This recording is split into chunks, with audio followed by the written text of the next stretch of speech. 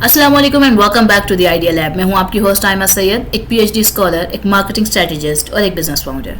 अब तक आपके लिए चैनल पर 3,000 से 10,000 रुपए में शुरू होने वाले कारोबार के ऊपर वीडियोस बनाई हैं।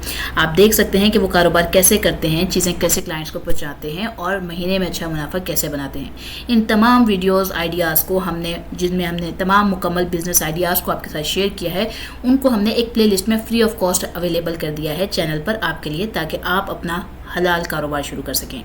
इसके अलावा इस चैनल पर हम ये भी देखते हैं कि जो कंपनीज पाकिस्तान और इंटरनेशनली बिजनेस करती हैं वो किस तरीके से मिलियन बिलियन ट्रिलियन रुपीस कमाती हैं, वो क्या बिजनेस करती हैं, क्या प्रोडक्ट या सर्विस बेचती हैं।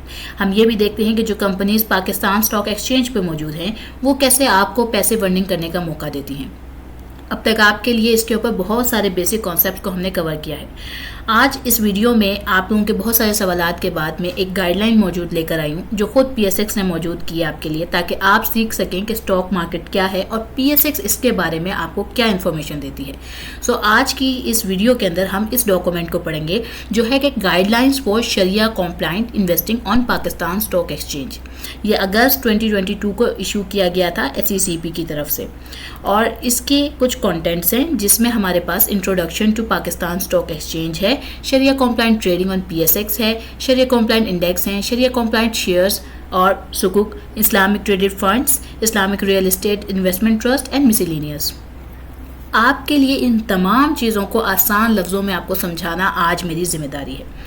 तो हम इसको सबसे पहले शुरू करते हैं इसके एक डिस्क्लेमर से जो खुद SECP ने इसके अंदर शामिल किया है।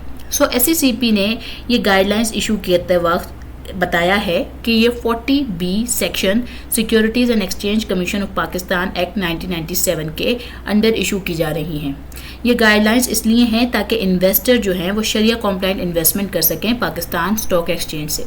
इसमें एक डिस्क्लेमर मेंशन किया गया है कि ये जो शरिया ट्रीटमेंट है, यानी जिन कंपनीज को शरिया कहा जा रहा है, वो बिल्कुल जनरल गाइडलाइंस हैं।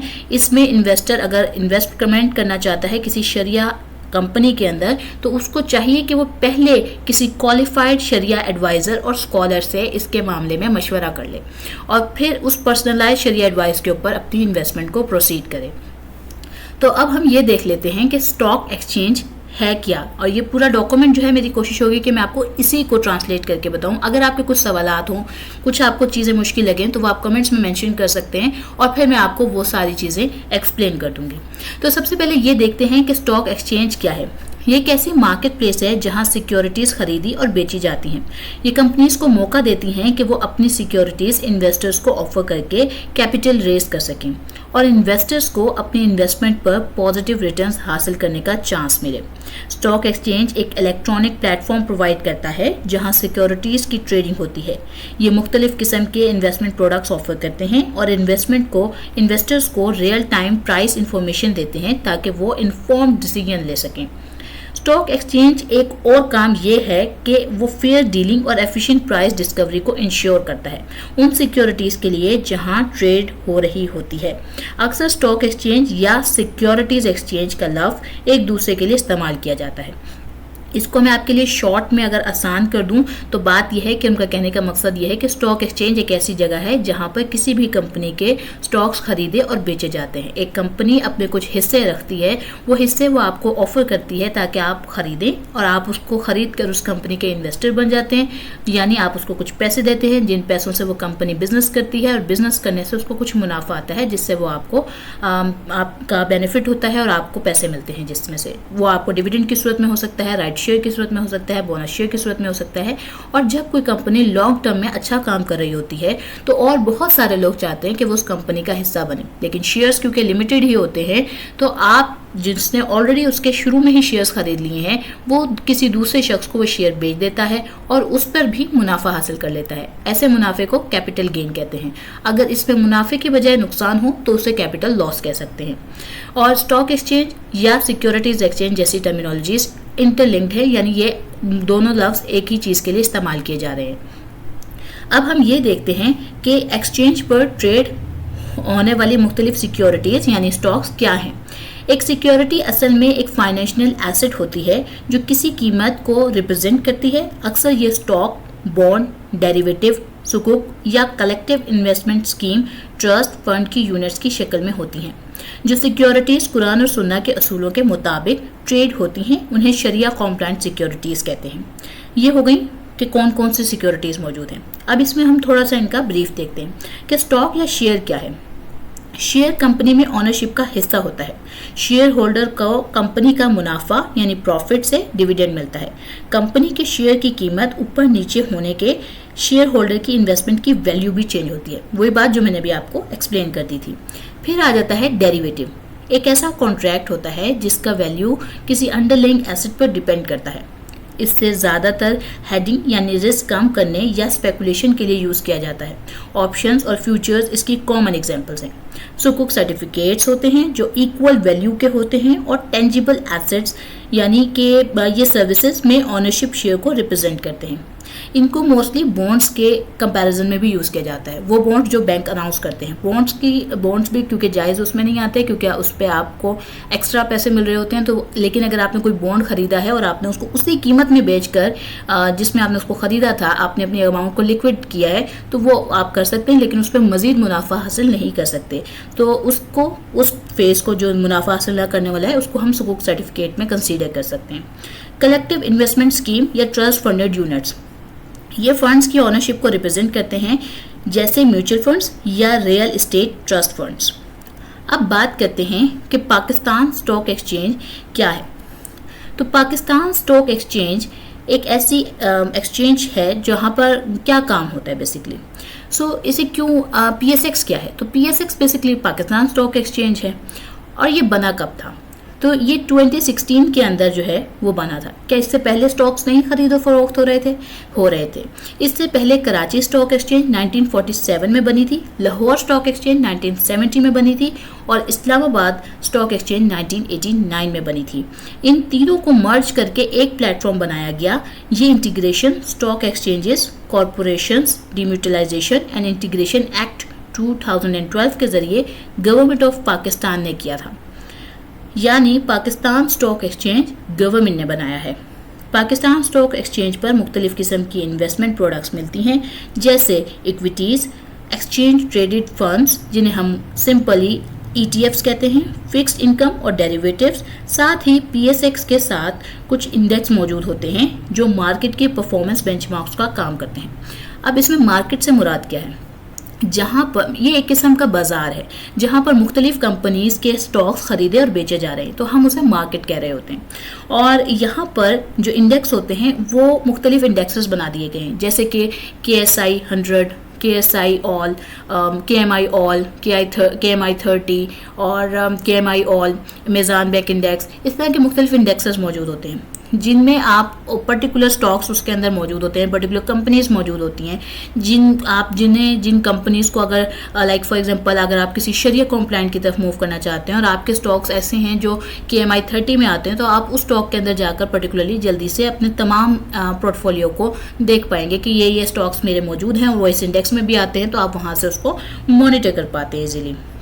ये जो कंपनीज हैं जो PSX पर लिस्टेड है उन्हें उनका जो प्रिंसिपल बिजनेस एक्टिविटीज़ हैं उसके हिसाब से इनको मुख्तलिफ सेक्टर्स में और ग्रुप्स में कैटेगराइज किया जाता है, यानी रैंडमली कंपनीज अरेंज नहीं होती हैं। यहाँ पर कंपनीज एक सीक्वेंस से अरेंज होती हैं। मुख्तलिफ सेक्टर्स मौजूद हैं जैसे cement, fertiliser, bank, oil and gas और मल्टीपल सेक्टर्स इन्वॉल्व है और आपने उसके हिसाब से अपनी पोर्टफोलियो डाइवर्सिफाई करनी होती है। यहाँ एक वर्ड यूज़ किया जाता है कि आप अपनी पोर्टफोलियो को डाइवर्सिफाई करें। वो क्या होता है? मतलब ये होता है कि आप सारे के सारे स्टॉक्स फर्टिलाइज़र के ना ले लें या आप सारे के सारे स्टॉक्स ऑयल एंड गैस के ना लें, आप कुछ ऑयल एंड गैस के लें, कुछ स्टॉक किसी और के लें। तो मुख्तलिफ कंपनीज़ के अंदर जब आप अपने स्टॉक्स खरीद लेते हैं तो आपका पोर्टफोलियो बन जाता है, यानी कि जब आपने number of stocks different companies के खरीद रखे होते हैं वो कलेक्टिवली आपके उसमें जब आ जाते हैं आपकी मलकियत में, तो उसे हम पोर्टफोलियो कहते हैं। और जब वो मुख्तलिफ कंपनीज़ के होते हैं तो फिर उसे डाइवर्सिफाइड पोर्टफोलियो कहा जा सकता है। अब ये देखते हैं कि एक इन्वेस्टर ने सबसे पहले अगर इन्वेस्टमेंट करनी है तो उसके लिए एक अकाउंट ओपन होना होगा। इसके बारे में PSX आपको क्या फॉलोइंग स्टेप्स इन्फॉर्मेशन में देता है वो देख लेते हैं। इन्वेस्टर किसी TREC यानी trading right entitlement certificate holder, जिसे हम ब्रोकरेज फर्म या ब्रोकर कहते हैं, के पास जाता है, जिसे PSX से रिकग्नाइज्ड किया जाता है और वो SECB यानी securities and exchange commission of Pakistan से लाइसेंस्ड होती है। जब भी आप किसी ब्रोकरेज कंपनी के पास अपना अकाउंट ओपन करवाने जाएं तो आप उनसे कह सकते हैं कि हमें ये लाइसेंस दिखा दें जो आपको पाकिस्तान यानी SECB से लाइसेंस मिला हुआ है, वो हमें दिखा दें। अच्छा, इसके अलावा यहाँ पर जो ब्रोकरेज अकाउंट खुलता है इन्वेस्टर के नाम पर होता है। ये प्रोसेस पर्सनल विजिट से करके भी किया जा सकता है और ये बाज़ जो ब्रोकरेज कंपनीज होती हैं वो ऑनलाइन फैसिलिटीज़ भी प्रोवाइड करती हैं, तो आप उसके थ्रू भी कर सकते हैं। ब्रोकर इन्वेस्टर से रिक्वायर्ड इन्फॉर्मेशन लेता है और उसकी कस्टमर ड्यू डिलीजेंस, जिसे हम CDD कहते हैं, और नो योर कस्टमर KYC जिसे कहते हैं, उस प्रोसेस को कंप्लीट करता है। इन्वेस्टर ब्रोकर के दिए गए स्टैंडर्डाइज्ड अकाउंट ओपनिंग फॉर्म को फिल करता है और टर्म्स एंड कंडीशंस को एक्सेप्ट कर लेता है। इन्वेस्टर का एक यूनिक आइडेंटिफिकेशन नंबर बन जाता है जिसे UIN कहते हैं, जो NCCPL यानी national clearing company of Pakistan limited issue करती है। ये नंबर हर ट्रेड को इन्वेस्टर से ट्रेसेबल बनाता है। ब्रोकर के ज़रिए इन्वेस्टर को एक CDC सब अकाउंट यानी कि सेंट्रल डिपॉजिटरी कंपनी CDC में खोल दिया जाता है। इस अकाउंट के थ्रू इन्वेस्टर के ट्रेड सेटल होते हैं। इन्वेस्टर चाहे एक इंडिपेंडेंट CDC इन्वेस्टर अकाउंट भी खुलवा सकता है जिसमें शेयर्स ब्रोकर से इंडिपेंडेंट कस्टडी में रहते हैं। यानी ये कि जब भी आप कोई स्टॉक्स खरीदते हैं तो वो मुख्तलिफ उसमें आप देखें, जब आपने जैसे फौरी तौर पे आपने एक ट्रेड करी, आपने एक स्टॉक खरीदा, तो वो उसी वक्त आपके नाम पर कन्वर्ट नहीं होता है। इसीलिए इंटरडे ट्रेडिंग जो है वो इस्लाम में जायज़ नहीं होती, क्योंकि उस वक्त तक आपकी मलकियत नहीं होती, उसकी आपकी ओनरशिप नहीं होती, तो आप उसी वक्त उसको बेच नहीं सकते हैं। इसमें तकरीबन 2-3 का टाइम लगता है, जब CDC की तरफ से आपको मेल भी आ जाती है, आपका मैसेज भी आप ले सकते हैं और ईमेल के थ्रू भी आपको ये इन्फॉर्मेशन मिल जाती है कि ये स्टॉक्स, ये जो सिक्योरिटीज़ हैं, ये आपके नाम पर ट्रांसफ़र हो चुकी हैं और उसके बाद आप उसको बेच सकते हैं। और आप जब मुख्तलिफ मतलब लाइक एक हफ्ते से लेकर आप कह लें कि 1 महीने, 2 महीने, 3 महीने, जो शॉर्ट टर्म जिसे कहते हैं, उसमें अगर आप अपने स्टॉक के प्राइस को मेनटेन करके बेचते हैं तो वो स्विंग ट्रेडिंग कहलाती है। और अगर आप उसको 3 साल, 4 साल, 6 साल के लिए रखते हैं तो ये लॉन्ग टर्म इन्वेस्टमेंट कहलाती है। अकाउंट्स मुख्तलिफ तरह के हो सकते हैं, सहूलत अकाउंट हो सकता है, इन्वेस्टर अकाउंट हो सकता है, और अगर आपको इसके बारे में कुछ जाना हो तो आप मुझे कमेंट कर दीजिएगा, इंशाल्लाह ताला हम उसके ऊपर भी आपको डिटेल में बता देंगे। कोई टर्मिनोलॉजीज मुश्किल लग रही हो तो उसका भी आपको आसान तरीके से समझाया जा सकता है।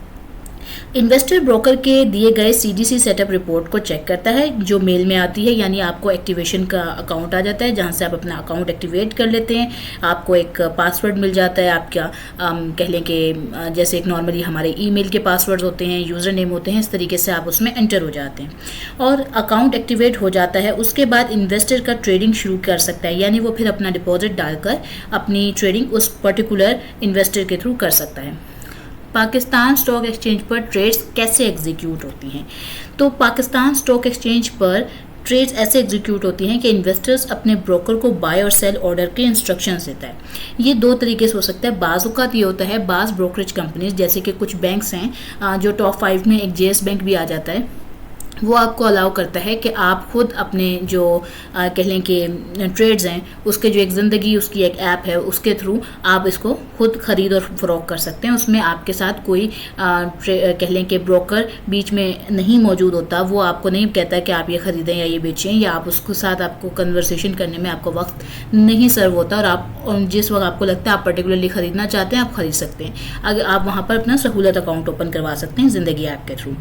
अच्छा जी, तो जो इन्वेस्टर्स हैं वो अपने ब्रोकर को बाय और सेल का ऑर्डर इंस्ट्रक्शन भी दे सकते हैं, लिखकर, फ़ोन पर, वर्बली या फिर ऑनलाइन इंटरनेट बेस्ड सिस्टम के ज़रिए। अगर इन्वेस्टर सिर्फ शरिया कॉम्प्लाइंट तरीके से ट्रेड करना चाहते हैं तो उसको ब्रोकर को अपनी नीयत बता देनी चाहिए, ताकि क्योंकि देखिए बहुत सारे अब जैसे JS बैंक है या कोई और बैंक्स हैं या कोई भी आपके पास ब्रोकर्स मौजूद हैं या जो आपको एनालिस्ट मौजूद हैं, वो आपको कहेंगे, बहुत सारी कंपनीज़ के मैं नाम नहीं लेना चाहती, कि वो इसमें आप ट्रेड कर लें, ये बहुत अच्छे इन्वेस्टमेंट्स दे रहे हैं, नो डाउट वो दे रहे होंगे, बट वो शरिया कॉम्प्लाइंट नहीं है, सो हम उस तरफ देख भी नहीं सकते, हम मूव भी नहीं कर सकते। ब्रोकर फिर ऑर्डर को PSX ट्रेडिंग सिस्टम पर प्लेस करता है। अगर ऑर्डर एग्जीक्यूट हो जाता है तो ब्रोकर 24 घंटे के अंदर इन्वेस्टर को ट्रेड की कंफर्मेशन भेजता है। दिन के एंड पर NCCPL भी इन्वेस्टर को SMS ईमेल अलर्ट भेज देता है। 2 दिन के अंदर NCCPL ट्रेड को क्लियर करता है और CGC उसे सेटल करता है। इसका मतलब यह है कि सिक्योरिटीज सेलर के अकाउंट से बायर के अकाउंट में ट्रांसफ़र होती हैं और पैसे बायर से सेलर को चला जाता है। अब इसमें हर दफ़ा जब सिक्योरिटीज़ इन्वेस्टर को CGC अकाउंट में अंदर आती हैं उसके पास, तो उसमें उसको अलर्ट आता है जिसके ज़रिए इन्वेस्टर का उसको कंफर्म कर सकता है। सो ये तमाम जो आज की मैंने आपसे गुफ्तगू की, ये इंट्रोडक्शन का पोर्शन था। सो हमने आज की ये जो डॉक्यूमेंटेशन थी इसके 4th पेज तक 5th पेज तक हम आ चुके हैं। इंट्रोडक्शन टू PSX जो डॉक्यूमेंट मौजूद है उसको हमने कवर कर लिया है। कल हम शरिया कॉम्प्लाइंट ट्रेडिंग को करेंगे। आज मैंने उसको इसके साथ मिक्स नहीं किया ताकि आपकी बहुत सारी चीज़ें मिक्स ना हो जाएं, और वहाँ से फिर हम कोशिश करेंगे कि जितनी ज़्यादा आउटलाइन को कवर कर सकें उसको करें, ताकि और उसमें जो भी आपके सवालात हों आप साथ साथ पूछ सकते हैं। इसका फ़ायदा ये भी है इस डॉक्यूमेंट को 3 पार्ट्स में करने का या 4 पार्ट्स में करने का, कि जब आप हमें पहले पार्ट के बाद अगर आपके कुछ सवालात होंगे तो वो आप मुझे बता सकते हैं, तो इस डॉक्यूमेंट के कंप्लीट होने के प्रोसेस में ही हम उसको डिस्कस कर लेंगे और आपको आसानी से चीज़ों को समझा सकेंगे। उम्मीद करती हूँ आपको आज की वीडियो पसंद आई होगी। आपने वीडियो को लाइक किया होगा, शेयर किया होगा, कमेंट किया होगा, सब्सक्राइब किया होगा, और हमसे कोई गलती हुई हो तो हमें माफ़ करेंगे आप। और आज के लिए लेती हूँ मैं अलविदा। अस्सलाम वालेकुम।